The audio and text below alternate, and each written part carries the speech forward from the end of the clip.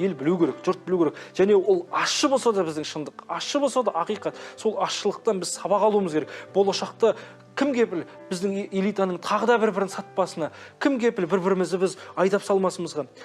Мына Екатерина патша билегенде қатын патшаның саясаты қазақтарды сексеуіл сияқты бір-біріне ұрда жақ, сонда бұлардың алауыздық туат деген. Сол саясатпен бізді совет өкіметі де құртты, патшалық билік те құртты. Сол саясаттың кесірінен біз ұрылық ауруға ұшырадық. Мына трайбалистік жасыратын жоқ. Бүгінгі қоғамда да трайбалистер бар. Бұлат, сват, брат деген қоғаммен өмір сүреміз.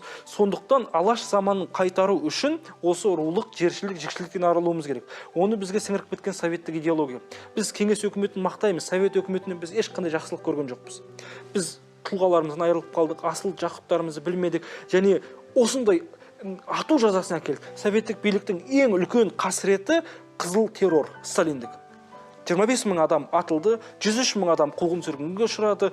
Алжирде, Карлакта, Кулакта қаншама алаш қайраткерін әйелдер отырды, сотталды, атылды, балаларының бәрі жүрді. Ал ол лагерден аман есен келгені түрлі ауруларға ұшырап, психикалық жағдайда өмірден күйзеліп өтті.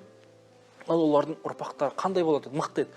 Біз көксүт қалдық. Ал көксүт қалғаннан кейін көксүтті не газға қойып, пешке қойдан қайтып қаймақ шықпайды. Өйткені қаймағын қалқып алған. Көксүт болғаннан кейін біз бүгежек болдық, жалпытақ болдық. Бүгінгі аға буынның жағымпаз болатын болса, кейінгі буынның жалтақ болатын болса, ол соның салдары. Деректерді қайдан алдыңыз? Мысалы, мен 17 жасымнан бастап архивке кіріп көрдім.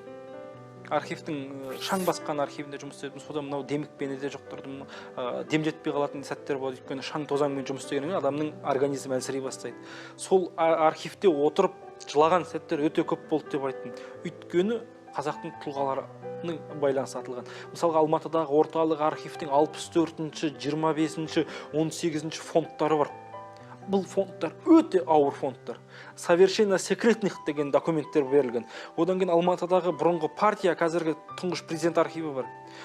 Петербургдағы архив бар. Одан кейін Москвада Гаров деген архив бар. Ресей Федерациясының бас архиві. Одан кейін Мәскеудің жанында Химки деген қала бар. Онда құпия архив сақталған, мына әскери архив. Соның барлығын көрдім. Алаш заманының, советтік қайраткерлердің атылуы. Сол архивтерде анық шынайы жазылған, бір-бірінің төбесіне жазылған доностар, бірін-бірі қорғындаған, бірін-бірі қулатқан, бірін-бірі өлтірген замандар. Тіпті мен жақында Ильяс Есенберлиннің архивімен жұмыс істедім. Сонда таң қалдым. Ильяс Есенберлин, Хамза Жүсіпбек деген алаш қайраткер болған. Егемен Қазақстанда бас редактор қызмет атқарған. Сол Хамза Жүсіпбектің Диляра деген қызын алған, халық жауының қызын алған Есенберлин. Есенберлин 1915 жылы туған, Міржақыптың қызы Гүлнар Дулатовамен бірге оқыған. Сол Есенберлин қазақтың 5 ғасырлық тарихын жазды, көшпенділерді.